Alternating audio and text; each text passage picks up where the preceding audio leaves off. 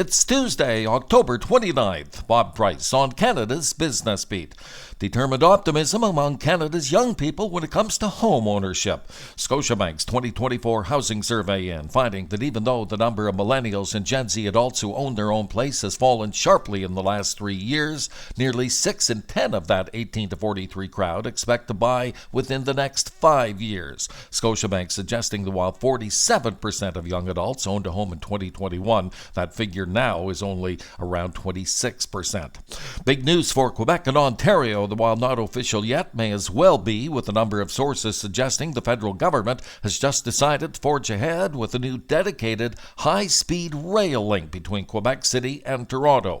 What isn't known yet, though, is when and how much.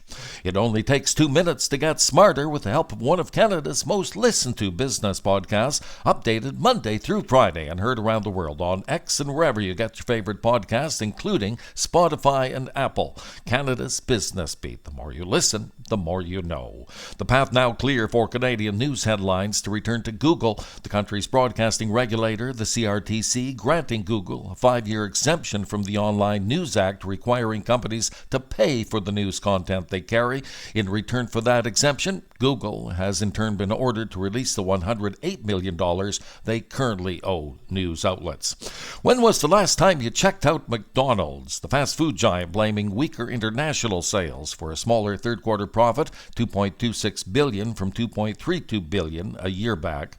Lousy news in for BC's struggling forest sector again, with Vancouver-based Canfor showing a quarterly loss of $350 million, the result of costs related to mill closures. They were $23 million in the hole in the same 3 months of last year. But also in BC, better news on Vancouver Island, where Calgary-based plane maker de Havilland has just confirmed plans to hire an extra 200 workers at its manufacturing operation in Saanich, a hiring spree made necessary by a billion-dollar water bomber sale in Europe.